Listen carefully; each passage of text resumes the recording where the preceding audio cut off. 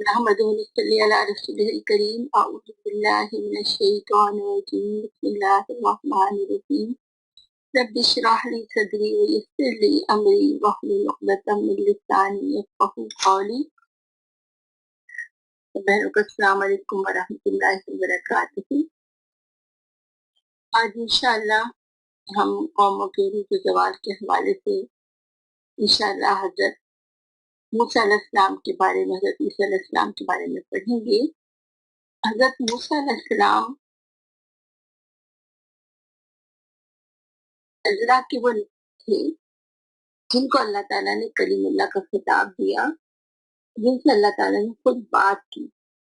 قرآن کریم کی 36 صورتوں میں آپ علیہ السلام کا ذکر ہے، اور سب سے طویل ذکر جو قرآن میں ہے وہ حضرت موسیٰ علیہ السلام کا ہے۔ حضرت موسیٰ علیہ السلام حضرت یعقوب علیہ السلام کے بیٹے لاوی کی اولاد میں سے تھے۔ ان کے والد کا نام بائبل اور تلمود میں عمران بتایا گیا ہے، اور قرآن اسی کا تلفظ عمران کرتا ہے۔ موسیٰ علیہ السلام کی بڑی بہن مریم تھی اور ان کے چھوٹے بھائی ہارون تھے۔ جب موسیٰ علیہ السلام پیدا ہوئے اس سال فرعون مصر کا یہ حکم تھا کہ اسرائیلی قوم کی لڑکیوں کو قتل کر دیا جائے، اس لیے ان کی والدہ بڑی فکر مند تھی کہ وہ اپنے بچے کو کیسے بچائیں۔ یعنی بچے کو بچانا تھا ایک بہت بڑا مسئلہ تھا، کیونکہ اس کا یہ آرڈر تھا فرعون کا کہ جو اسرائیلیوں میں بچہ لڑکا پیدا ہوگا اسے قتل کر دیا جائے۔ پھر اللہ تعالیٰ کی طرف سے اللہ نے یہ حل، کیونکہ اللہ کو تو صرف موسیٰ علیہ السلام سے کام لینا تھا، تو اللہ نے ان کی والدہ کو یہ اشارہ کیا کہ جب تمہیں خطرہ ہو تو تم اس کو ایک تابوت میں رکھ کر دریا میں ڈال دینا۔ اور آخر کار انہوں نے 3 مہینے تک تو انہیں اپنے پاس رکھا، لیکن 3 مہینے کے بعد جب انہیں یہ خطرہ محسوس ہوا تو انہوں نے ایک تابوت میں رکھ کر یا ایک ٹوکرے میں رکھ کر انہیں دریا میں ڈال دیا۔ آخر کار فرعون کے گھر والوں نے اسے دریا سے نکال لیا تاکہ ان کا دشمن اور ان کے لیے یعنی حضرت موسیٰ علیہ السلام کے بارے میں ان کے لیے سبب رنج بنے۔ جب وہ ٹوکرا میں یا تابوت میں رکھے ہوئے دریا پہ تیرتے ہوئے جا رہے تھے تو فرعون جب وہ وہاں پہنچے، یقیناً دریا میں ہوتے وہ اس جگہ پر پہنچے جہاں پہ فرعون کے محلات تھے، تو یقیناً وہ وہاں پر ان کے پاس لایا گیا ہوگا کہ یہ دریا میں تیرتا ہوا یہ چیز آئی ہے، یہ ٹوکرا ہے یا ایک تابوت ہے۔ تو فرعون کی بیوی نے فرعون سے کہا کہ میرے اور تیرے لیے آنکھوں کی ٹھنڈک سے قتل نہ کرو، کیا جب کہ ہمارے لیے مفید ثابت ہو کہ ہم اسے بیٹا ہی بنا لیں، اور وہ انجام سے بے خبر تھے۔ یعنی اللہ تعالیٰ نے حضرت موسیٰ علیہ السلام کے چہرے پہ ایسی محبت پیدا کر دی تھی، جو بھی انہیں دیکھتا تو اس کو بے ساختہ اس پر پیار آتا۔ یقیناً فرعون کی بیوی ایک عورت تھی، اس سے بھی اس کے اوپر محبت آئی ہوگی، ان کے اوپر اس نے سوچا ہوگا کہ شک بنی اسرائیل کی طرف سے یہ چیز آ رہی ہے، لیکن ہو سکتا ہے کہ یہ ہمارے حق میں اچھا۔ اور یقیناً اسی وقت آپ کا نام فرعون کے گھر میں موسیٰ رکھا گیا، کیونکہ قبطی زبان کا لفظ ہے، اس کے معنی ہے میں نے اسے پانی سے نکالا۔ آپ اللہ کے ان اولو العزم پیغمبروں میں سے ہیں، اور آپ کو اللہ تعالیٰ نے ایک معجزاتی شخصیت جو ہے وہ عطا کی۔ پھر دیکھیں اللہ تعالیٰ نے کیسے انتظام کیا۔ اللہ تعالیٰ کے انتظامات ہوتے ہیں کہ اللہ کس طرح سے کام لینا ہوتا ہے، جو اللہ کا پلان ہوتا ہے اس پلان پر اللہ کس طرح سے انسانوں سے عمل کرواتا ہے۔ اللہ نے خود موسیٰ علیہ السلام کو ان کے دشمن کے گھر میں پرورش کروائی، اور پھر واپس اپنی ماں کے پاس کس طرح پہنچایا کہ آپ کی بہن آتے ہیں نا، اس لڑکی نے ان سے کہا کہ میں تمہیں اس گھر کا پتہ بتاؤں جس کے لوگ اس کی پرورش کا ذمہ لیں اور خیر خواہی کے ساتھ اسے رکھیں۔ اس طرح موسیٰ کو اس کی ماں کے پاس پلٹا لائے تاکہ اس کی آنکھیں کھلیں اور اسے گھین نہ ہو، جان لے کہ اللہ کا وعدہ سچا تھا، مگر اکثر لوگ اس بات کو جانتے نہیں۔ اللہ کی ایک بہت بڑی مہربانی تھی کہ یہ سب جانتے ہوئے کہ وہ ایک اسرائیلی کے گھر میں واپس جائیں گے، اللہ تعالیٰ نے واپس ان کی ماں کے پاس پہنچا دیا، اور اس طرح انہوں نے یہاں پر وہ دینی تربیت بھی پائی۔ اور پھر اس کے بعد جب وہ ذرا بڑے ہوئے تو وہ واپس محل میں چلے گئے، وہاں پہ انہوں نے وہ تربیت بھی پائی جو ایک دنیاوی تعلیم ہے، دنیاوی علم ہے، جس کے بارے میں ہم آج بعد میں بات کریں گے۔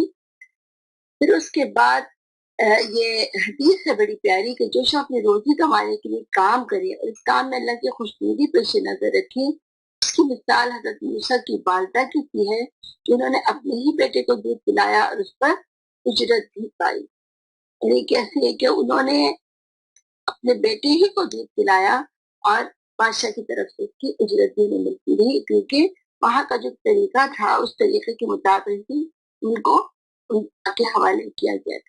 یہ بہت تفصیل ہے، میں اس میں نہیں جا رہی کیونکہ ہمیں آگے انشاءاللہ دوسری اور باتیں بھی کریں گے۔ پھر اس کے بعد آتے ہیں جب موسیٰ اپنی فطری جوانی کو پہنچ گیا اور اس کی نشوونما مکمل ہو گئی تو ہم نے اسے حکم اور علم عطا کیا۔ ہم نیک لوگوں کو ایسی ہی جزا دیتے ہیں، یعنی اللہ تعالیٰ نے انہیں دنیاوی علم بھی دیا اور دینی علم بھی دیا، اور وہ علم جو تھا لیکن اللہ نے اس کا انتظام ان کے لیے کیا تھا کہ جب وہ بادشاہ کے محل میں رہے تو شہزادوں ہی کی طرح ان کی وہاں تربیت ہوئی تھی، ان کو بھرپور طور پر جو علم دنیاوی لحاظ سے مل سکتے تھے وہ نہیں ملے۔ اللہ کی طرف سے ان کو وہ حکمت اور وہ دینائی اور قوت فیصلہ عطا فرمایا اللہ نے، کیونکہ حکم جو ہے وہ دراصل قوت فیصلہ اور دانائی کو کہتے ہیں، اور اللہ نے محل میں رکھ کر ان کے لیے سب سکھایا انتظام۔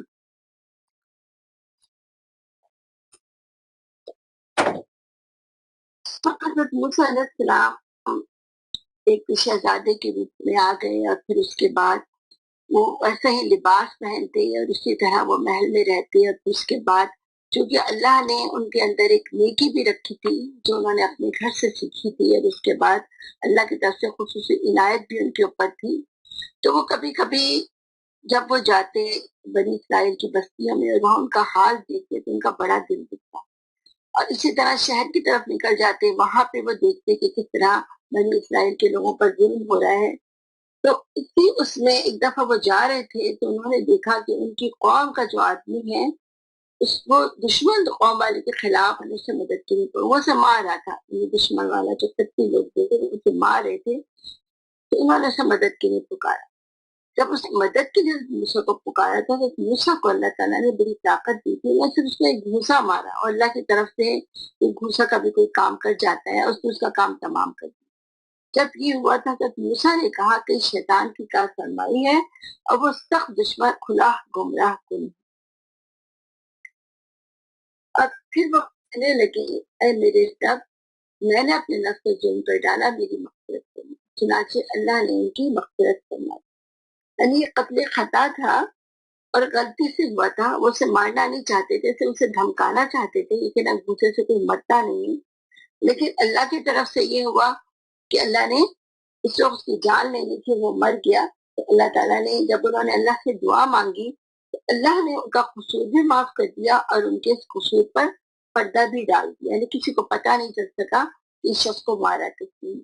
یہاں پر ہمیں موسیٰ علیہ السلام کا یہ کردار لگتا ہے کہ اللہ نے اللہ سے جو یعنی ان سے جو غلطی ہوئی اس پر انہوں نے اللہ سے فوراً معافی مانگی، یعنی یہ کردار جو ہے وہ اللہ کے پسندیدہ لوگوں کا ہوتا ہے، اور اللہ تعالیٰ ہمیں بھی ایسا بنائے کہ اپنی غلطیوں پر اللہ تعالیٰ سے معافی مانگنے والے۔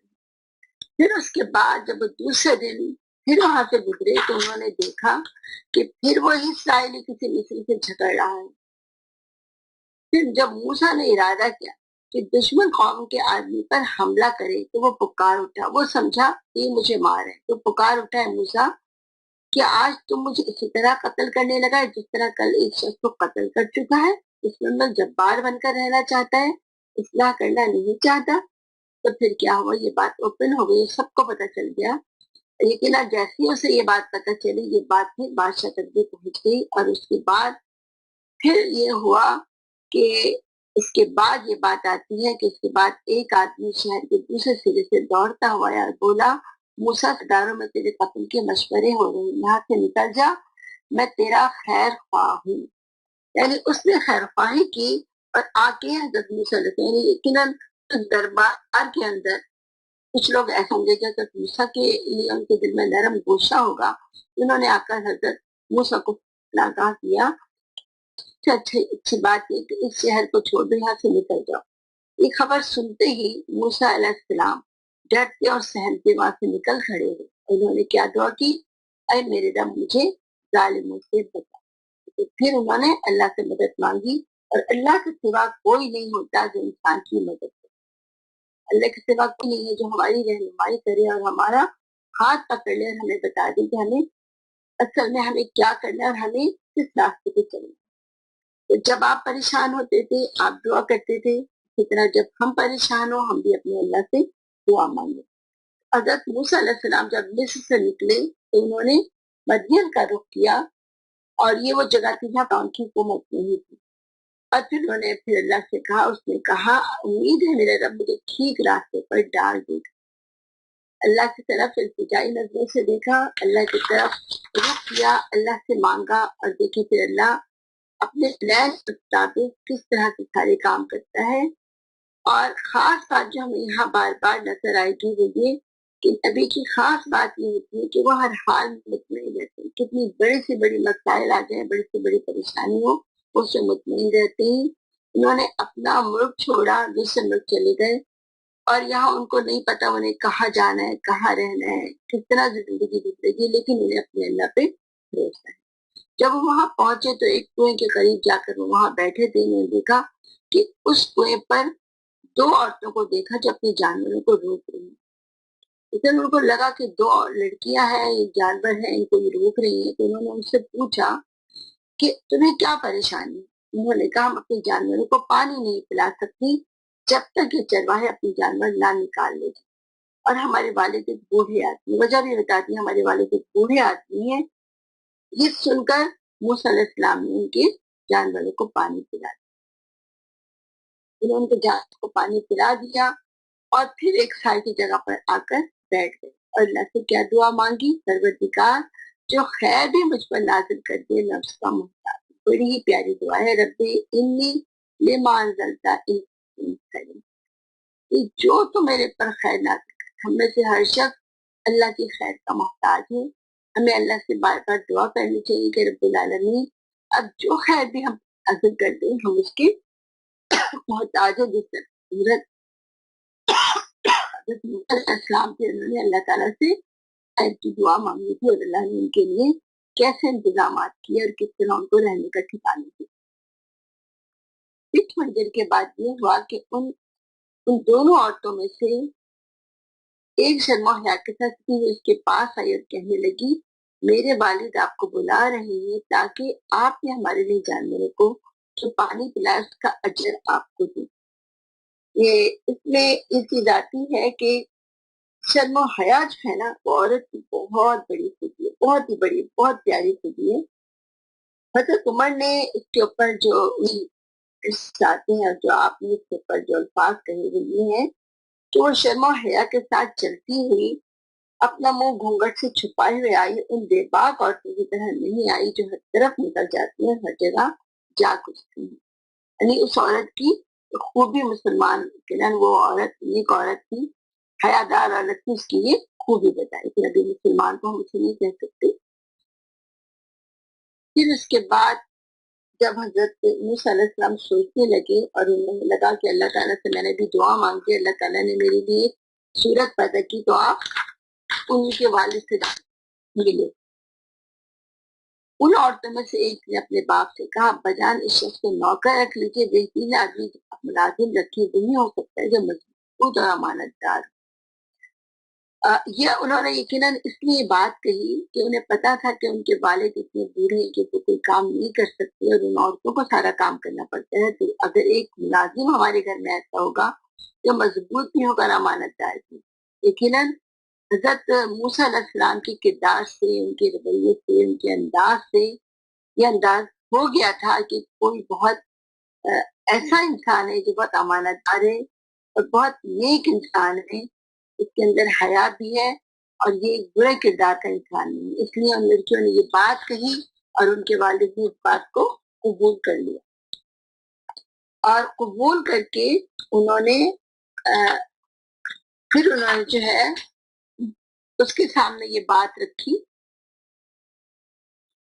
حضرت موسیٰ علیہ السلام مطلب سے پہلے حضرت موسیٰ علیہ السلام کے سامنے انہوں نے یہ بات رکھی کہ تمہاری مرضی، تم چاہو تو 8 سال ہمارے پاس رہو اور چاہو تو 10 سال پورے کر لو، اور میں چاہتا ہوں کہ اپنی ان 2 بیٹیوں میں سے ایک کرنے کا تمہارے ساتھ کرو، اور شرط آپ نے لگائی کہ چاہو تو تم 8 سال رہو اور چاہو تو تم 10 سال بھی رہ سکتے ہو، تم انشاءاللہ مجھے نیک آدمی پاؤ گے۔ تو حضرت موسیٰ نے کہا کہ میں بس کو انہوں نے ان کی پیشکش کو قبول کر لیا اور اس پر راضی ہو گئے، لیکن کسی نوجوان انسان کو رکھنے کے لیے ضروری تھا کہ ان کے گھر میں لڑکیاں بھی تھی، تو انہیں زیادہ صحیح چیز یہ لگی کہ ایک ایسے شخص کو میں رکھوں جو پھر میرا داماد بھی ہو، اس صورت میں وہ میرے پاس رہے، اور اس طرح یہ کہ وہ میرے ساتھ میری ساری چیزوں میں میرا ہاتھ بھی دے۔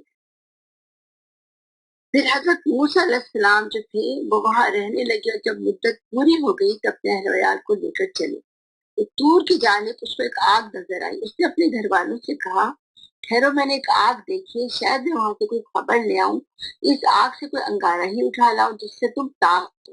وہاں پہنچا تو وادی کے داہنے کنارے پر مبارک خطے میں ایک درخت سے پکارا گیا، اے موسیٰ، میں ہی ہوں اللہ سارے جہان والوں کا مالک۔ اب یہاں دیکھیں کہ حضرت موسیٰ علیہ السلام تو اپنے گھر والوں کو جا رہے تھے، اور انہوں نے آگ دیکھی تو سوچا تھا کہ چلو انگارہ لے آؤں گا، اتنی سردی ہے، میرے گھر والے تھوڑے سے گرم جائیں گے، اس نیت سے گئے تھے، لیکن جب وہاں پہنچے تو اللہ تعالیٰ نے ان سے طلب کیا، اور انہیں وہ مقام دیا جو انسانوں میں سب سے اعلیٰ مقام ہوتا ہے کہ اللہ نے آپ کو نبی کے منصب پر فائز کیا۔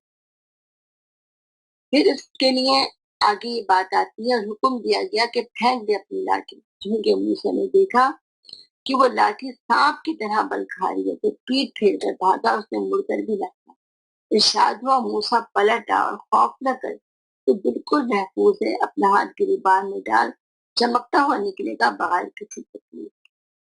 یہ 2 نشانیاں تھیں، ان ساتھ اللہ تعالیٰ نے حضرت موسیٰ علیہ السلام کو آگے کا کام جو ہے وہ آسان کیا کہ انہیں بعثت نبی کے جو کام کرنا تھا، اور جو 2 نشانیاں تھیں یہ ایسی نشانیاں تھیں کہ جب ہم آگے دیکھیں گے کہ جب وہ نشانیاں موسیٰ علیہ السلام نے فرعون کے سامنے پیش کی تو ان کو کوئی جھٹلا نہیں سکتا، یعنی جادوگروں کا جادو بھی وہاں ناکام ہو گیا، اور یہ یقیناً اللہ کی طرف سے چیزیں تھی، اللہ کی دی ہوئی چیزیں تھی، یہ معجزہ تھا، اور یہ ایسا معجزہ تھا جس کا مقابلہ کوئی نہیں کر سکتا۔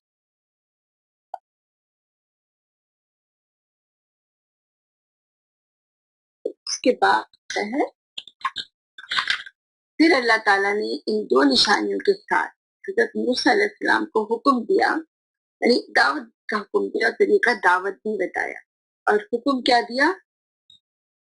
اب یہاں یہ سورہ نازیات کی بڑی پیاری آیات ہے کہ تمہیں موسیٰ کے قصے کی خبر پہنچی ہے، جب اس کے رب نے سے طوٰ کی مقدس وادی میں پکارا تھا کہ فرعون کے پاس جا، وہ سرکش ہو گیا ہے، اس سے کہ کیا اس کے لیے تیار ہے کہ پاکیزگی اختیار کرے، اور میں تیرے رب کی طرف سے تیری رہنمائی کروں، اس کا خوف تیرے اندر پیدا ہو۔ یعنی اللہ تعالیٰ نے حکم دیا حضرت موسیٰ علیہ السلام کو کہ فرعون کے پاس جاؤ، وہ سرکش ہو گئے، اور اسے کیا کہو؟ اسے کہو کہ وہ پاکیزگی، 2 چیزیں آتی ہیں، پاکیزگی اختیار کرے، اس کے اندر اللہ کا خوف پیدا ہو۔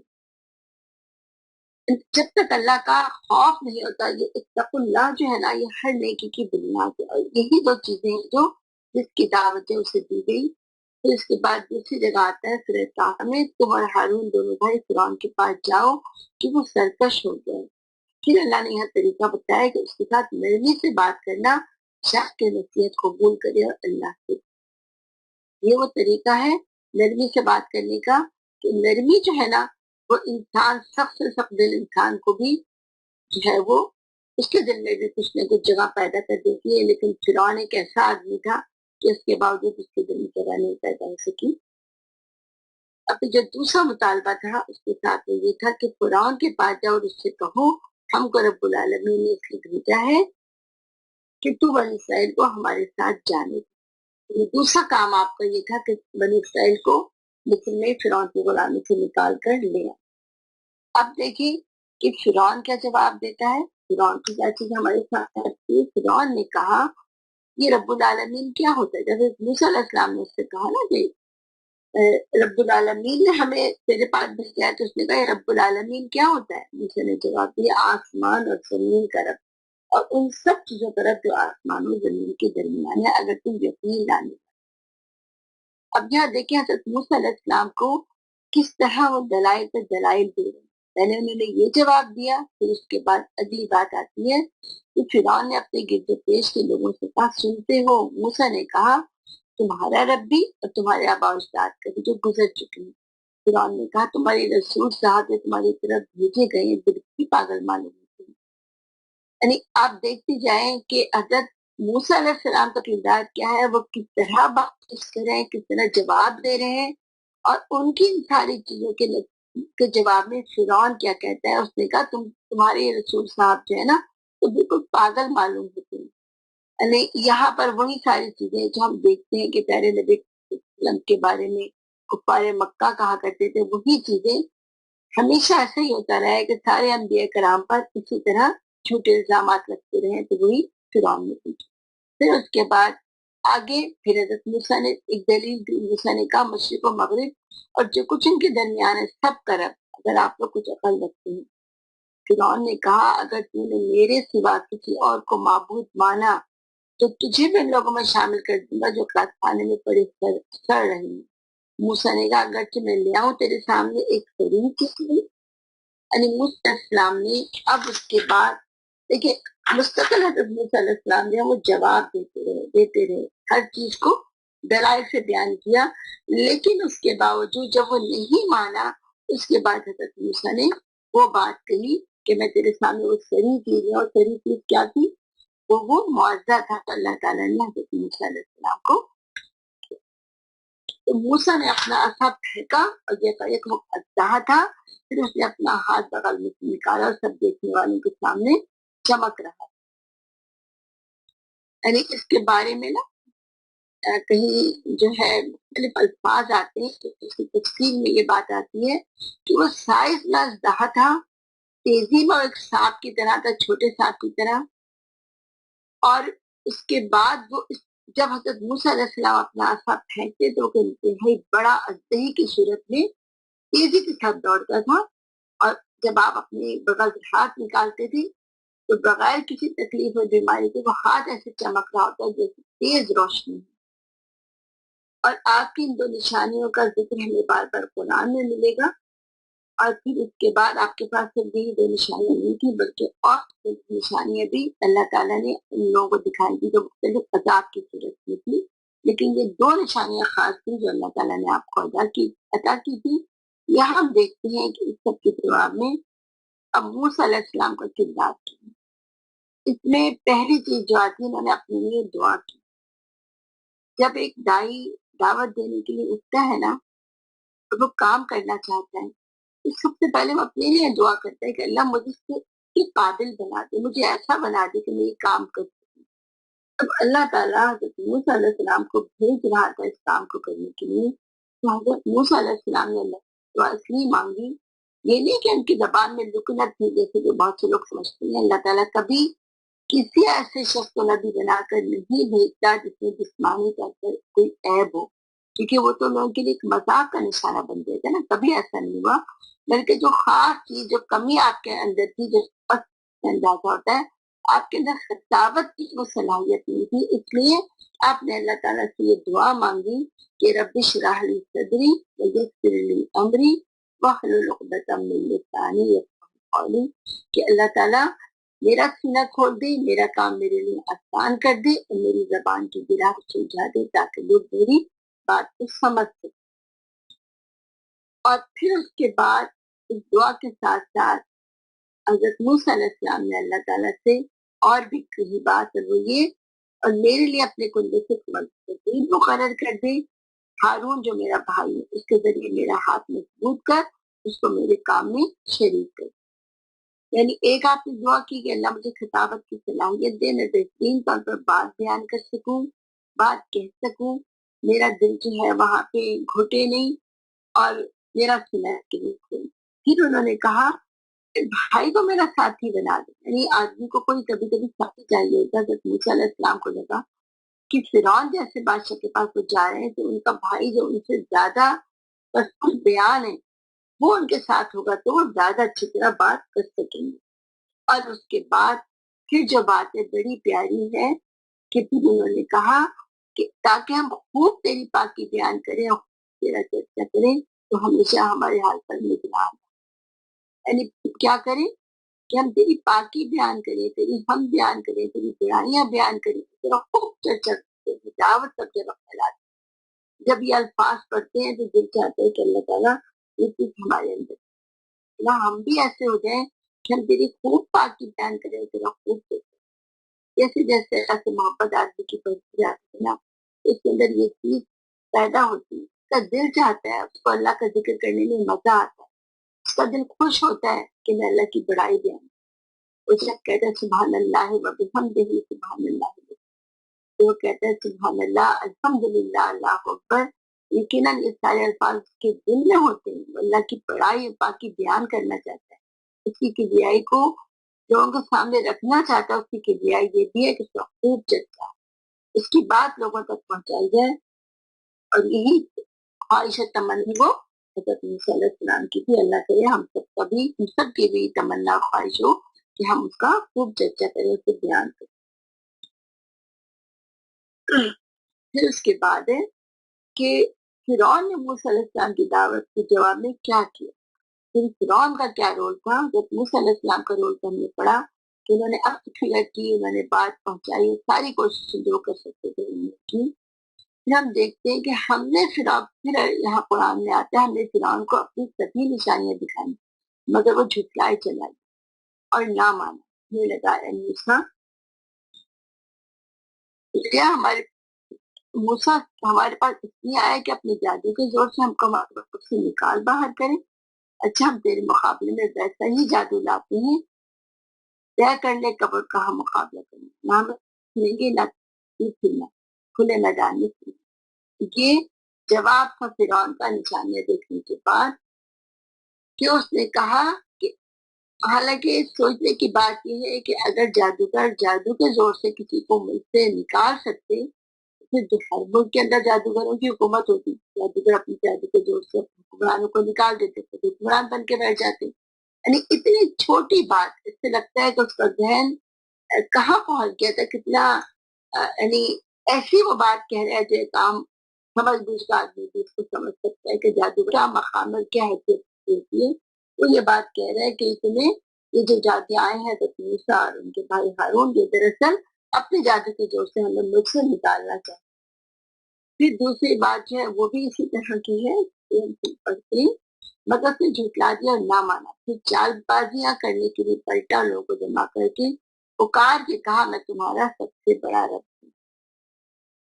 پھر اس کے بعد اس نے کہا کہ اب حضرت موسیٰ علیہ السلام کو چیلنج کیا کہ سارے لوگوں کو جو ان کے میلے کا دن تھا اس دن اس نے جمع کیا اور اس نے کہا کہ اب میں جادوگروں کو بھی بلاتا ہوں اور اب تمہارا مقابلہ ہوگا. لوگوں سے کہا کہ جو اپنے یعنی اگر تمہیں یہ بات ثابت کرنی ہے کہ تم اپنے دین پر قائم رہنا چاہتے ہو تو تم سب اس کو دیکھنے کے لیے یعنی سمجھ جاتے ہیں کہ جادو ہے اور جادوگر آئیں گے اور حضرت موسیٰ علیہ السلام کو ہرا دیں گے. اس کے بعد دیکھیں فرعون نے کہا کہ دوسری بات اس نے کہا کہیں میں ڈرتا ہوں یہ شخص تم لوگ کا دین بدل ڈالے گا یا ملک میں بڑا آگ برپا کرے گا. یعنی یا تو تمہارا دین بدل ڈالے گا یا ملک میں فساد برپا کرے گا. یعنی اس کو یہ فکر حالانکہ اس کو فکر اپنی تھی لیکن لوگوں کو کہہ رہا تھا کہ یہ تمہارا دین بدل ڈالے گا اور تم اپنے دین سے ہٹ جاؤ گے اور پھر یہ ملک میں فساد برپا کرے گا. حالانکہ اسے پتا تھا اس کی فوج میں اس کے پاس کیا کہتے تھے دو آدمی مل کے ملک میں فساد برپا نہیں کر سکتے کیونکہ جب ایک آدمی بڑا آ جاتا ہے کسی سے پریشان ہو جاتا ہے تو پھر وہ اس طرح کی باتیں کرتا ہے اور یہی باتیں فرعون کرتا ہے. اب دیکھیں یہاں کچھ اور انداز میں بات کرتا ہے. یہ دونوں تو محض جادوگر ہیں، ان کا مقصد یہ ہے کہ اپنے جادو کی خوبصورتی کو تمہاری زندگی سے دور کر دیں اور تمہارے طریقہ زندگی کا خاتمہ کر دیں. اپنی ساری تدبیرات جمع کر لو اور ایکا کر کے میدان میں بس یہی سمجھ لو کہ آج جو غالب رہا وہ جیت گیا. اس نے پھر لوگوں ہی سے کہا، حالانکہ اس کو اپنی فکر تھی، لیکن لوگوں سے کہہ رہے کہ تمہارے مثالی طریقے زندگی کا خاتمہ کر دیں گے، یہ چاہتے ہیں، تو آج اپنی ساری تدبیریں جمع کر لو اور ایکا کر کے میدان میں. اور وہ ایکا کیا تھا کہ جب جادوگروں کو بلایا گیا، سارے لوگ وہ جو منظر تھا، جو صورتحال پیش آنے والی تھی، اس کو دیکھنے کے لیے جمع ہو جائیں اور یہ پتہ چل جائے گا کہ آج کون غالب رہے. اس کے بعد ہوا کیا؟ آخر کو یہی ہوا کہ سارے جادوگر سجدے میں گرا دیے گئے اور پکار اٹھے، مان لیا ہم نے ہارون اور موسیٰ کو. یہ اتنی پیاری بات ہے، اتنی پیاری بات ہے کہ کہاں وہ جادوگر تھے، کہاں وہ یہ کہتے ہوئے آئے تھے کہ ہمیں انعام تو ملے گا، یعنی ہم جب اس مقابلے میں جیت گئے تو ہمیں انعام ملے گا یا نہیں ملے گا.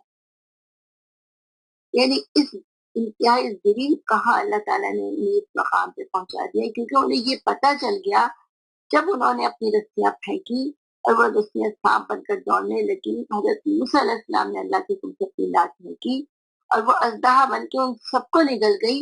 جادوگر سمجھ گئے کہ یہ جادو نہیں ہے، اور یہ جادو نہیں، جب انہیں یقین ہو گیا کہ جادو نہیں ہے، اس کو وہ جان گئے کہ جیسے اندر سے کسی نے انہیں سجدے میں گرا دیا. وہ مان گئے، ہارون اور موسیٰ علیہ السلام کے پر ایمان لیا. اب فرعون تو یہ نہیں برداشت کر سکتا تھا. فرعون نے کیا کہا؟ اس نے کہا تم ایمان لے آئے قبل اس کے کہ میں تمہیں اس کی اجازت دیتا؟ معلوم ہو گیا تمہارا گرو ہے جس نے تمہیں جادوگری سکھائی. اچھا میں تمہارے ہاتھ پاؤں مخالف سمتوں سے کٹواتا ہوں، کھجور کے تنوں پر تم کو سولی دیتا ہوں، تو تمہیں پتہ چل جائے گا کہ ہم دونوں میں سے کس زیادہ سخت اور دور تھا. لیکن ہم دیکھتے ہیں اور حیران ہو جاتے ہیں اس بات کو دیکھ کر کہ وہ لوگ جو ابھی تک کس مقام پہ تھے، جب وہ ایمان لے آئے اور اللہ کی حضور جھک گئے، ان کا طرز عمل کیا تھا؟ فرعون نے انہیں اتنی بڑی دھمکی دی کہ ہاتھ پاؤں مخالف نے کٹوا کر تمہیں سولی دے دوں گا کھجور کے تنوں پر. تو انہوں نے کہا کہ نہیں، وہ اپنے ایمان سے نہیں ہٹے. انہوں نے مرنا قبول کیا، انہوں نے جان دینی قبول کی، لیکن وہ اللہ کے راستے سے ہٹے نہیں. یہ ایک بہت بڑی چیز ہے کہ جب ایمان انسان کے اندر آتا ہے نا، تو وہ اس کے بعد اس ایمان کی وجہ سے اللہ کے ہر حکم کو ماننے کے لیے تیار. اور جب اس کو تیار ہو جاتا ہے تو اس کو پھر کبھی کوئی چیز مشکل نہیں لگتی. لیکن وہ اندر سے تبدیلی کی ضرورت ہوتی ہے. جب انسان کا اندر تبدیل ہو جاتا ہے تو پھر اس کو یہ مشکل نہیں لگتا کہ میں اللہ کے حکموں پر عمل کیسے کروں. جس طرح جادوگر جو تھے وہ ایمان سے ہٹے، انہوں نے اپنے آپ کو اس راستے میں قربان کر دیا. دیکھیے اور کردار فرعون کا دیکھیے. فرعون نے کہا اے اہل دربار، میں تو اپنے سوا تمہارے خدا کو یعنی کسی خدا کو نہیں جانتا. حامان ذرا اینٹیں پکوا کر میرے لیے اونچی عمارت تو بنوا، شاید کس کر کے میں موسیٰ کے خدا کو دیکھ سکوں. میں تو پھر جھوٹا سمجھتا ہوں. اب دیکھیے ایک استہزاء اور مذاق کا ایک اور انداز ہے کہ ایک یعنی اس کے خیال میں موسیٰ علیہ السلام جس اللہ کی بات کر رہے تھے وہ اوپر ہے، لہٰذا ایک اونچی سی عمارت بنوا، میں اسے چڑھ کے دیکھوں، مجھے کہیں نظر آ جائے موسیٰ کا خدا. یعنی یہ ایک مذاق اڑانے کا انداز تھا. اور پھر اس کے بعد یہ ہوا کہ یہاں تک پہنچ گیا فرعون کہ اس نے یہ ارادہ کیا کہ حضرت موسیٰ علیہ السلام کو وہ قتل کروا دے.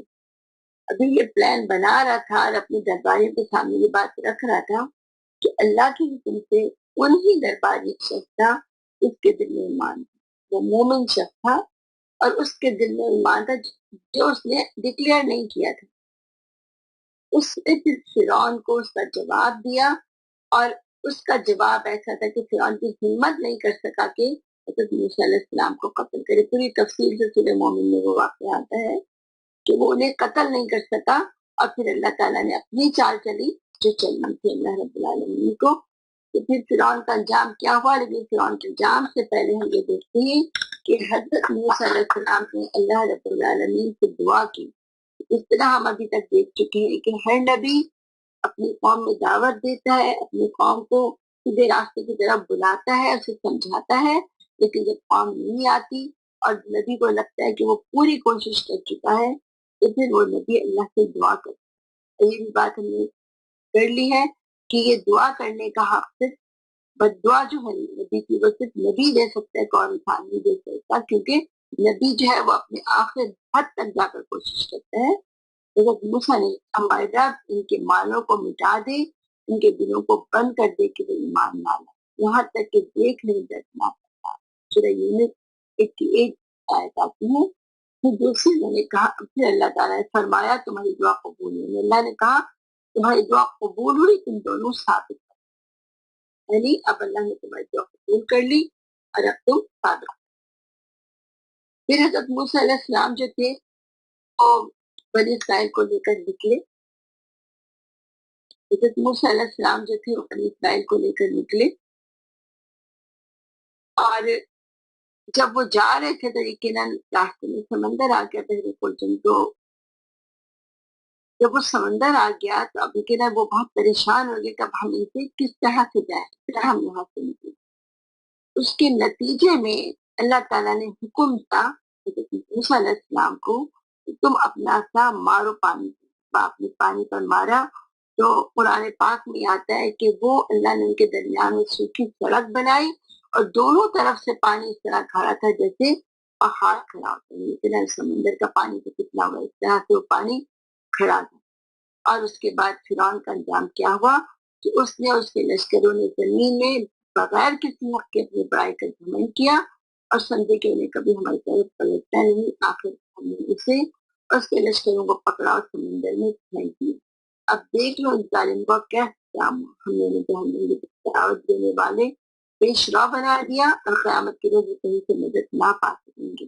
ہم نے اس دنیا میں ان کے پیچھے لعنت لگا کے اور قیامت کے روز بڑی اباہت میں کہ وہ ہدایت سے دور ہوں گے اور اللہ کی طرف سے بہت بری مار پڑے گی۔ اور یقیناً یہ جو بات ہے کہ اللہ نے انہیں پکڑا اور لشکروں کو پکڑا اور سمندر میں پھینک دیا، جب وہ 20 سمندر میں پہنچے تو حضرت موسیٰ نے اپنا عصا مارا، وہ پانی دوبارہ مل گیا، اس پانی کو اور اس پانی کے ملنے کے نتیجے میں یقیناً وہ سارے کا سارا جو قوم جو ہے وہ ڈبو دی گئی۔ جب بنی اسرائیل کو لے کر مصر سے نکلے تو فرعون کے لشکر نے ان کا اپنے اپنے غرور تکبر اور لاز اس کے ساتھ غرق کر دی گئی۔ میخوں والا فرعون جس نے دنیا میں بڑی سرکشی کی تھی اور فساد برپا کیا تھا، اللہ نے اس پر عذاب پر کوڑا برسایا۔ اللہ نے ان پر مختلف عذاب بھیجے تھے کہ وہ کسی طرح سنبھل گئے، کبھی قحط آیا، کبھی طوفان آیا، کبھی ٹڈی دل چھوڑے، کبھی سرسریاں جوں پھیلائی گئی، کبھی مینڈک کو، کبھی خون کے عذاب آئے۔ لیکن ان سب کے باوجود حضرت موسیٰ سے آ کر کہتے رہے موسیٰ ہمارے لیے دعا کرو، اب یہ عذاب ٹل جائے گا تو ہم ایمان لے آئیں گے۔ لیکن جب عذاب ٹل جاتا تھا تو وہ ایمان نہیں لاتے تھے اور ان کی سرکشی میں اور اضافہ ہوتا رہتا تھا۔ آخرکار وہ 20 سمندر میں غرق کر دی گئے۔ یہ تاریخ ہے اس قوم کے زوال کی جس کے پاس موسیٰ بھیجے گئے تھے، لیکن وہ قوم جس کی وہ خود ایک فرد تھی اور جس کو وہ فرعون کے مظالم سے بچا کر لے گئے تھے، بنی اسرائیل کی قوم کا جس کا عروج شروع ہونا تھا، اس قوم کا جو چن کی چکی میں پس رہی تھی، جس کے لڑکے قتل کر دیے جاتے تھے اور لڑکیاں زندہ رکھی جاتی تھی، لیکن قوم کے رویے اور تاریخ ہمیں قرآن میں بار بار نظر آتی ہے۔ اللہ نے عبرت کے لیے وہ سب ہمیں بتایا ہے تاکہ ہم اس سے سبق لیں۔ مصر سے نکالنے کے بعد اللہ نے اس قوم پر کتنے احسانات کیے۔ اللہ نے صحرائے سینا میں اس شدت سے ختم ہو جاتے ہیں ان پر بادلوں کا سایہ کیا، ان کے لیے آسمان سے من و سبا اتارا، ایک چٹان سے ان کے لیے 12 چشمے نکالے تاکہ ہر قبیلے کے پانی پینے کی جگہ مقرر ہو جائے، تختے پر لکھے ہوئے احکامات ان کو دیے، اور بھی پتہ نہیں کتنی انعامات اور رحمتیں اور نعمتیں ان کو اللہ نے عطا کی۔ یہ سب عنایتوں کے بعد انہوں نے کیا کیا، جب آپ اللہ کے بلانے پر کوئی بھول گئے تو آگ کے پیچھے انہوں نے بچڑے کو معبود بنا دیا۔ جب اللہ نے ان سے حکم دیا قوم سے لڑنے کے لیے جہاں ان کو پہنچنا تھا، اللہ نے ذمہ داری دی تھی جہاں تک پہنچنے کے لیے فلسطین میں داخل ہونا تھا، تو انہوں نے کہا موسیٰ تم اور تمہارا خدا جا کر لڑو، ہم تو یہاں رہیں۔ اللہ کے دیے احکامات کو تبدیل کرتے رہے، اپنی پسند اور ناپسند اپنی خواہشات کے مطابق چیزوں کو بناتے رہے۔ آخرکار اللہ نے قوم بنا دی جس پر اللہ کا غضب نازل ہوا، دنیا کی امامت سے معزول کر دی۔ گئے، لیکن اس سے پہلے اطلاع کے لیے بھی نبی بھیجے جاتے رہے. ان میں آخری نبی حضرت عیسیٰ علیہ السلام بھیجے گئے، اور حضرت عیسیٰ علیہ السلام کو اللہ نے بھیجا. اور پھر اب ہم حضرت عیسیٰ علیہ السلام کے بارے میں پڑھتے ہیں کہ حضرت عیسیٰ علیہ السلام نے کس طرح سے اپنی بات پہنچائی. حضرت عیسیٰ علیہ السلام انبیاء بنی اسرائیل کے سلسلے کے آخری نبی ہیں. ان کی شخصیت کی بے حد اہم شخصیت ہے. ان پر ایمان لانے والوں کو قرآن نصارہ کہتا ہے، اور ان کے جو ساتھی تھے کمپینین ان کو حواری کے نام سے یاد کرتا ہے. ان کی شخصیت احادیث روشنی میں یہ پتہ چلتی ہے کہ آپ مانا رنگ کے تھے. بخاری میں آتا ہے، مجھے پھر ایک جگہ ہے کہ آپ نے کہا مجھے رات کے وقت خواب میں کعبہ کے پاس دکھایا گیا ایک شخص جو گندمی رنگ کا تھا، ایسا جو آدمی بہت اچھا گندمی رنگ کے تھے، بال کچھ گھنگریالے تھے اور سر سے پانی کے چپکے قطرے.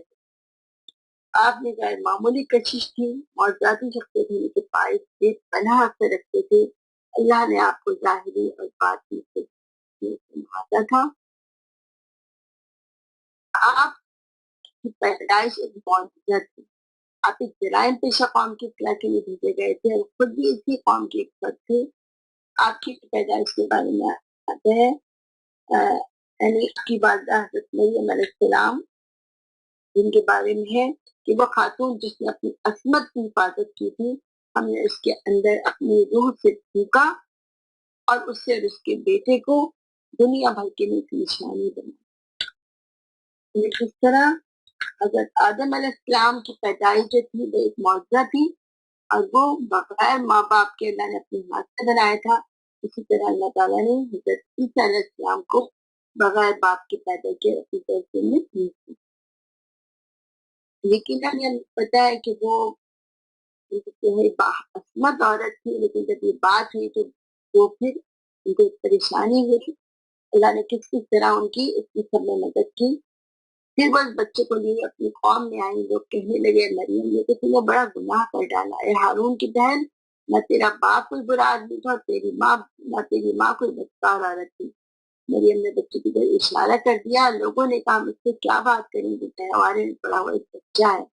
بچہ بول اٹھا میں اللہ کا بندہ ہوں. قرآن میں بات آتی ہے بچہ بول اٹھا میں اللہ کا بندہ ہوں، اس نے مجھے کتاب دی اور نبی بنایا اور بابرکت کیا جہاں بھی تمہیں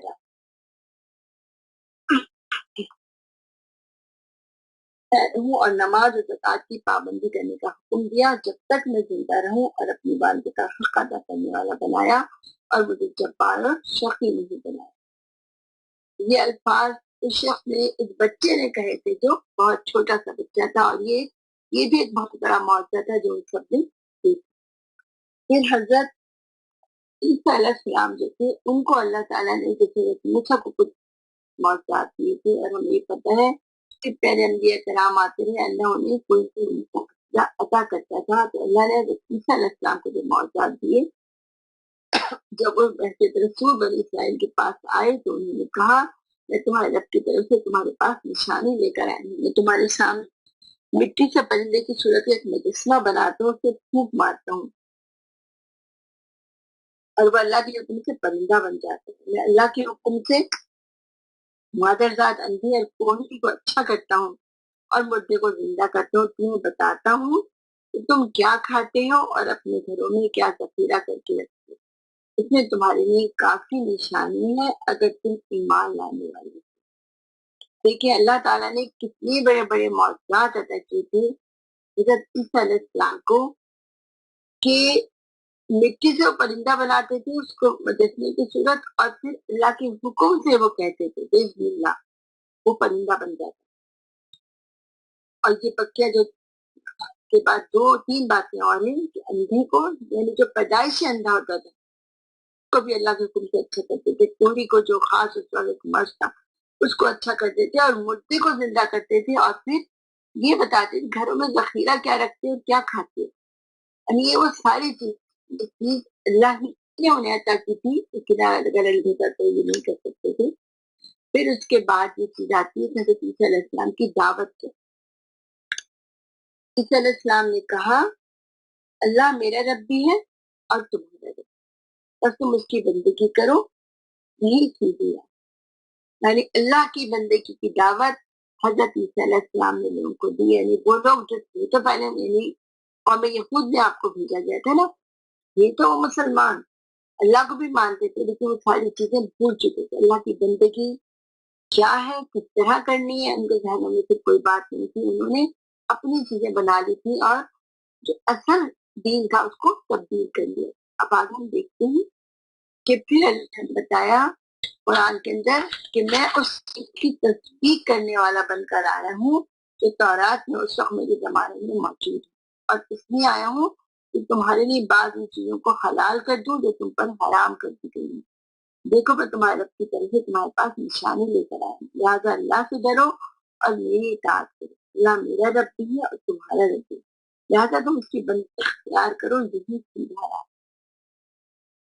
کتنا ان کی باتوں میں کتنی محبت، کتنا وہ ہے کہ کس طرح سے یہ بار بار جو ہے وہ دعوت دے رہے ہیں، کس طرح بار بار لوگوں کو سمجھا رہے ہیں کہ میں لہٰذا اللہ سے ڈرو، میری اطاعت کرو. اللہ میرا رب بھی ہے تمہارے رب. حضرت عیسیٰ علیہ السلام بہت نرم طبیعت تھے، بہت ہی لوگوں کے لیے نرم اور شفیق تھے. ان کی جو تعلیمات ہیں ان کے اندر یہ چیز بہت زیادہ ہے، اور یہی چیز ہمیں آپ کی بات میں یہاں پہ نظر آ رہی ہے. لیکن آپ کی سب چیزوں کے جواب میں بنی اسرائیل نے آپ کے ساتھ کیا معاملہ کیا؟ پھر بنی اسرائیل مسیح کے خلاف خفیہ تدبیریں کرنے لگے. جواب میں اللہ نے بھی خفیہ تدبیر کی، اور ایسی تدبیروں میں اللہ سے بڑھ کر کون کر سکتا ہے. اور وہ اللہ کی خفیہ تدبیر میں تھی جب اس نے کہا اے عیسیٰ اب میں تجھے واپس لے لوں گا اور تجھ کو اپنی طرف اٹھا لوں. جنہوں نے تیرا انکار کیا ہے ان سے تجھے واپس لے لوں گا، اور تیری پیروی کرنے والوں کو قیامت تک ان لوگوں پر باطل کر سکوں گا جنہوں نے تیرا انکار کیا. پھر تم سب کو آخرکار میرے پاس ہی آنا ہے. یعنی وہ لوگ جنہوں نے تیری پیروی کی میں مسلمان بھی ہیں اور نصارہ یا عیسائی بھی ہیں، اللہ نے کہا ان کو میں بالا دست رکھوں. اور جہاں اللہ نے بتایا کہ وہ اپنا ایک کام کرے تھے، انہوں نے کہا کہ ہمیں بلکہ ہم اس میں آگے اس کو دیکھتے ہیں زیادہ اچھی طرح بات سمجھ میں آئے گی. پھر یہود اپنے کفر میں اتنے بڑھے کہ مریم پر سخت بہت لگایا اور خود کہا کہ ہم نے مسیح عیسیٰ ابن مریم رسول اللہ کو قتل کر دیا. حالانکہ فی الواقع انہوں نے نہ اس کو قتل کیا نہ سلیب پر چڑھایا، بلکہ معاملہ ان کے لیے مشتبہ بنا دیا. دوسری آیت میں یہ بات آتی ہے کہ انہوں نے مسیح کا یقین کے ساتھ قتل نہیں کیا بلکہ اللہ نے اس کو اپنی طرف اٹھا لیا. اللہ زبردست طاقت رکھنے والا. اور یہ جو اللہ نے ہمیں قرآن میں بات بتائی ہے، اور یہی ہمارا عقیدہ ہے کہ اللہ تعالیٰ نے حضرت عیسیٰ علیہ السلام کو پہلے ہی اٹھا لیا، ان کو پھانسی نہیں دی گئی، ان کو قتل نہیں کیا گیا، اور حضرت عیسیٰ علیہ السلام دوبارہ دنیا میں واپس آئے. لیکن یہاں جو ایک چیز نظر آتی ہے کہ جب یہودیوں نے حضرت عیسیٰ علیہ السلام جیسے پاک نفس انسان کے مقابلے میں، یعنی جب ان کا خاص دن تھا تو ان کے پاس نے کہا کہ بتاؤ آج میں ڈاکو کو چھوڑوں یا عیسیٰ علیہ السلام کو ترک کروں، تو ان سب نے کہا کہ ڈاکو کی جان ان کے نزدیک زیادہ قیمتی ٹھہری، اور انہوں نے کہا کہ ڈاکو کو چھوڑ دو اور عیسیٰ علیہ السلام کو جو ہے وہ پھانسی پہ چڑھا. یعنی اپنی حق دشمنی اور باطل پسندی پر انہوں نے آخری مہر لگا دی ہے کہتا ہے تب اللہ نے کسی وقت اپنے پاس اٹھا لیا. وہ یہ سن رہے کہ ہم حضرت عیسیٰ علیہ السلام کو پھانسی دیں. اس میں ایک چیز یہ بھی ہے کہ جو ہم نے پہلے آیت میں پڑھا تھا نا کہ انہوں نے حضرت مریم پر بھی بہتان لگایا، حضرت عیسیٰ پر بھی، حالانکہ 30 برس تک حضرت عیسیٰ علیہ السلام ان کے درمیان رہے، اس سے پہلے انہوں نے ان کے پر کوئی بہتان نہیں لگایا. لیکن جب آپ نے نبوت کے کام کی ابتدا فرمائی اور ان کو ان کی غلطی پر ملامت کی، ان کی بدعمالی پر ان کو ٹوکا، تو ان کے اور جو ان کے علماء، ان کے جو فقہا تھے، ان کو ان کی جو ریاکاری ہے ان پر انہیں منع کیا اور ان کے عوام کو ان کے اخلاقی برائی پر متنبع کیا.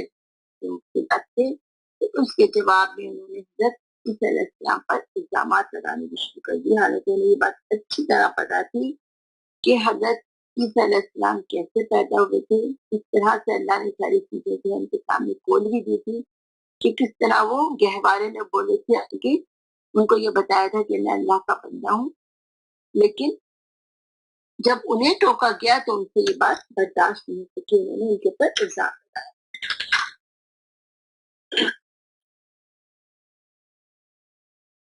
اس سے پہلے ایک چیز اور بھی ہے،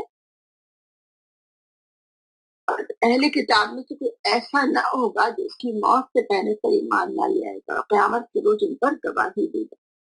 سورہ نساء کی آیت ہے، اہل کتاب میں سے کوئی ایسا نہیں جو اپنی موت سے پہلے، یہ مفسرین نے اس کو بیان کیا ہے، جو اپنی موت سے پہلے مسیح علیہ السلام پر ایمان نہ لے آئے۔ یعنی اہل کتاب سے مراد یہودیاں اور ہو سکتا ہے عیسائی بھی ہیں۔ جب آپ کی طبعی موت واقع ہوگی اس وقت جتنے اہل کتاب دنیا میں موجود ہوں گے آپ کی رسالت مان لا چکے ہوں گے۔ دوسرے معنی اس کے ایک اور بھی مفسرین بیان کرتے ہیں کہ تمام اہل کتاب پر بڑھنے سے عین قبل رسالت مسیح کی حقیقت منتشر ہو جاتی ہے، واضح ہو جاتی ہے۔ جو حضرت مسیح یا حضرت عیسیٰ علیہ السلام پر ایمان لے آتے ہیں مگر یقیناً اس وقت ایمان لانا مفید ثابت نہیں، اس وقت حقیقت سامنے کھل جاتی ہے تو ایمان لانوں نے فائدہ نہیں دے گا۔ حقیقت جو اللہ جانتا ہے کہ اس کا عالم کی حقیقت اس میں کا مطلب کیا ہے۔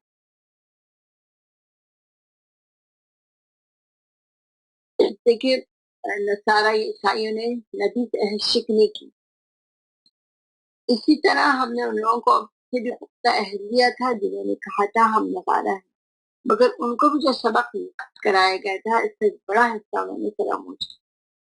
خودکار ہم نے ان کے درمیان قیامت تک کے لیے دشمنی اور آپس کے بغض کا بیج بو دیا، اور ضرور ایک وقت آئے گا جب اللہ انہیں بتائے گا کہ دنیا میں کیا بناتے رہے۔ آج ہم دیکھتے ہیں کہ عیسائی جو ہیں ان کے درمیان بہت سے فرقے ہیں، اور ان فرقوں کے اندر بڑی بڑی جو ان کی بنیادی چیزیں ان میں اختلاف ہے۔ چھوٹی چھوٹی باتوں میں اختلاف نہیں ہے بلکہ بڑی بڑی چیزوں میں اختلاف ہے، وہ سب کبھی ایک بات پر متفق نہیں ہے۔ اور اس سے پہلے ان کے آپس میں بھی جو ان کے جو فرقے ہیں انہیں بہت زبردست لڑائی ہوئی۔ میں بہت تفصیل آپ کے سامنے نہیں جا رہی، ویسے اس کی بہت تفصیل ہے، لیکن میں یہاں ایک بات بس سوچتی ہوں وہ میں آپ کے سامنے رکھنا چاہ رہی ہوں کہ الحمدللہ اللہ کا بہت بڑا احسان ہے کہ مسلمانوں کے اندر جو بڑی بڑی چیزیں ان کے درمیان کوئی اختلاف نہیں۔ ہر مسلمان کہے گا میرا اللہ ایک ہے، ہمارے رسول حضرت محمد صلی اللہ علیہ وسلم ہے، ہماری کتاب قرآن ہے، حدیث اسلام ہے، یہ ہم سب اس بات پر بالکل متفق اور یکساں ہیں۔ ہمارے درمیان اگر اختلاف ہے نا تو چھوٹی چھوٹی چیزوں کے بارے میں جنہیں ہمارے دشمنوں نے اور ہم نے بھی اپنی نادانی سے بہت بڑا بنا لیا، لیکن وہ ہم اس یعنی بڑی بڑی چیزیں تو یہ ہے نا کہ کوئی کہ اللہ کے بارے میں کرے یا رسول کے بارے میں دو رائے ہو یا خدا نہ خاصہ قرآن کی کسی بات کے بارے میں، الحمدللہ اس میں تو ہم سب مطمئن اور یقین ہیں کہ اس میں ہمارے درمیان کوئی اختلاف نہیں۔ لیکن ایک چیز اور ہے جس پر ہمیں سوچنا چاہیے کہ دیکھیں انہوں نے اللہ سے، اللہ کی کتاب سے سیکھنے کی، انہوں نے فراموش کر دیا جو سبق انہیں یاد کرایا گیا، جو عہد لیا تھا ہم سے بھی اللہ نے عہد لیا ہے۔ ایک عہد تو وہ ہے جو تمام دنیا کے انسانوں سے لیا، لست بربکم کہہ کر ہم نے کہا تھا، اللہ تعالیٰ کے سامنے ہمیں جواب دیا تھا کہ ہم نے اس بات کو مانا تھا کہ اللہ آپ ہی ہمارے رب ہیں۔ دوسرا وہ عہد جو محض مسلمان لا الہ الا اللہ محمد رسول اللہ پڑھ کے ہم نے کیا ہے وہ بھی ہمارا عہد ہے، اور اس کتاب کو اللہ کی کتاب مان کے ہم نے عہد کیا وہ بھی ہمارا عہد ہے۔ لیکن اب ہم اپنے کردار کے بارے میں سوچیں کہ ونٹڈ قرآن جس میں احکامات ہیں ان پر تو ویسے ہی عمل نہیں ہے، کیونکہ احکامات پر تو یقیناً انفرادی طور پہ بڑی بڑی چیزوں پہ تو ہم عمل نہیں کر سکتے۔ جو انفرادی عمل کے پہلو ہمارے پاس بچ جاتے ہیں وہ بھی ہمارے بہت کم سے، انہوں نے کتنی چیزیں ہیں جو کہ جو ہمیں کرنی چاہیے لیکن ہم نہیں کر پا رہے۔ یہ آتا ہے نا کہ بعض باتوں میں فرمانبرداری اور بات میں نافرمانی، اس کا مطلب ہے کہ ایمان اور اسلام اور ظلم اور فسق یہ آپس میں گڈ مڈ ہے، فرمانبرداری بھی ہے، نافرمانی بھی ہے، اطاعت بھی ہے، اور یہ چیز بھی ہے کہ جس میں اللہ کی اطاعت نہیں ہے، یہ دونوں چیزیں درمیان میں ہیں۔ لیکن اور یہی چیز تھی جو نصارہ کی تھی، اگر یہی چیز ہماری بھی ہو آپ بتائیں ہم نے میرے ساتھ نہیں ہوا نا, ہم بھی وہی کام کریں جس کو کرتے رہے. پھر اس کے بعد اس کی اگلی بات آتی ہے کہ عیسائیوں نے قانون الہی کے مطابق فیصلہ نہیں. پھر ہم نے ان پیغمبروں کے بعد مریم کے بیٹے عیسیٰ کو بھیجا. تورات میں سے جو کچھ اس کے سامنے موجود تھا وہ اس کی تصدیق کرنے والا تھا, اور ہم نے انجیل عطا کی جس میں رہنمائی اور روشنی تھی. تورات میں سے جو کچھ موجود تھا اس کی تصدیق کرنے والی تھی, اور خدا ترس لوگوں کے لیے سراسر ہدایت اور نصیحت تھی. ہمارا حکم تھا کہ اہل انجیل اس قانون کے مطابق فیصلہ کریں جو اللہ نے اس میں نازل کیا. جو لوگ اللہ کے نازل کردہ قانون کے مطابق فیصلہ نہ کریں وہی فاسق ہیں. یہاں پہ بہت تفصیل ہے کہ جو اللہ کے نازل کردہ قانون کے مطابق فیصلہ نہیں کرے وہ کافر ہیں, وہ فاسق ہیں, وہ ظالم ہیں. مختلف آیات آتی ہیں جو اللہ نے بتایا ہے سورہ مائدہ میں. یہاں پر ان لوگوں کے لیے جو باتیں سائن کے لیے فاسق ہیں یعنی نافرمان. تو اب یہاں دیکھیں اللہ کے قانون کے مطابق فیصلہ نہیں کرنے والے کے بارے میں کہا گیا کہ وہ فاسق ہے, ظالم ہے, کافر ہے. اب اگر ہم مسلمان اپنا جائزہ لیں, ہم اپنے آپ کو دیکھتے ہیں کہ ہماری بھی صورت حال ہے, ہم بھی اللہ کے مطابق فیصلہ نہیں کرتے. ہم اپنی انفرادی زندگی میں بھی اللہ کے قانون کے مطابق فیصلہ نہیں کرتے. انفرادی زندگی میں بلکہ میں سب سے بھی سوچتی ہوں جو بچے ہمارے ہوتے ہیں وہ آج کے جو ہم سے اپنے فیصلے کروا رہے ہوتے ہیں اس میں بھی ہم اس طرح انصاف نہیں کرتے جس طرح سے کرنے کا. انصاف کا جو پہلو ہے نا وہاں پہ وہ ہم سے نظر انداز ہو جاتے ہیں. خود بخود کسی کی طرف جھکاؤ زیادہ ہوتا ہے تو وہ خود بخود زیادہ ہو جاتا ہے, جس کی طرف کم ہوتا ہے تو وہاں پر انصاف نہیں ہوتا. تو اب یہاں یہ بات آتی ہے کہ حضرت عیسیٰ علیہ السلام اپنی قوم کو ساری چیزیں بتا کر دنیا سے چلے گئے اور اٹھا لے گئے, اور وہ دوبارہ دنیا میں آئے, لیکن زندہ ہے دوبارہ دنیا میں. وہ قوم جس میں وہ اصلاح کے لیے بھیجے گئے تھے بنی اسرائیل, اور پھر یہ بات آتی ہے نا کہ وہ دجال سے لڑیں گے, اور دجال کی بیعت پر جو قوم ہوگی وہ اس سے بھی لڑیں گے. مجھے پتہ ہے دجال کی بیعت پر کون سی قوم ہوگی. تو یہ قوموں کے عروج زوال کی جو دکان ہے نا یہ ختم نہیں, یہ چل رہی ہے, اور یقیناً اب اس وقت کا انتظار ہے, اور اللہ کرے ہم اس وقت نہ ہوں. یہی اللہ سے دعا مانگنی چاہیے کہ دجال کی فتنے سے ہمیشہ ہر نبی نے پناہ مانگی. ہر نبی کو یہ بات سکھائی گئی ہے جتنے بھی انبیاء کہ دجال کی فتنے سے پناہ مانگے, اور ہمیں بھی یہی حکم ہے کہ ہم دجال کی فتنے سے پناہ مانگیں. اور دجال کا فتنہ جو ہے وہ ایسا ہوگا کہ اچھے اچھے لوگوں کا دماغ میں چکرا جائے. یعنی فتنوں کا ایسا دور ہوگا جو سمجھ نہیں سکے گا کہ صحیح کیا ہے غلط, غلط کو صحیح سمجھے گا اور صحیح کو غلط سمجھے گا. تو ہمیں بھی اللہ سے دعا کرنی چاہیے کہ اللہ تعالیٰ اس فتنے سے ہمیں بھی بچائے. اس سے مقابلہ کرنے کے لیے اسلام آئیں گے, وہی ہے جو دجال کو قتل کریں گے, وہی ہے جو مسلمانوں کے ساتھ مل کے لڑیں گے, اور پھر پوری دنیا کے اوپر مسلمانوں کی حکومت ہوگی. تو یقیناً وہ وقت کب آئے گا ہمیں پتا, وہ وقت کتنا دور ہے ہمیں یہ بھی نہیں پتا. پیارے نبی کریم صلی اللہ علیہ وسلم تو اپنے دور میں کہا کرتے تھے کہ پتہ نہیں وہ کس وقت ہو جائے.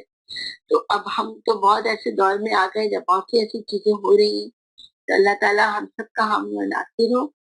یہ جو دو انبیاء کرام کا ابھی میں نے آپ کے سامنے بات رکھی ہے, پھر بس میں آپ سے کہوں گی کہ ان دونوں انبیاء کرام کی جو شخصیتیں ہیں نا, ان کا جو حوصلہ ہے, ان کی جو جس جرات اور جس ہمت کے ساتھ انہوں نے باتیں رکھی ہیں, اور جس طرح سے اپنی چیز پر جمے رہے ہیں, اور جس طرح انہوں نے اپنی قوموں کو سنبھالا ہے, ان تک بات پہنچائی ہے, اللہ کرے ہم بھی ایسے کرنے والے ہوں کہ ہمارے پاس جو دین ہے جو بہترین صورت میں اللہ کی کتاب قرآن میں موجود ہے, پیارے نبی کریم کی حدیث میں موجود ہے, آپ کی سیرت میں موجود ہے, ہم بھی سارے اللہ کے احکامات کو اللہ کے بندے کو پہنچانے کی کوشش کریں. اور سب سے پہلے اپنی یہ دعا مانگ کہ اللہ تعالیٰ ہمیں اس پر عمل کرنے والا بنا دے. واقع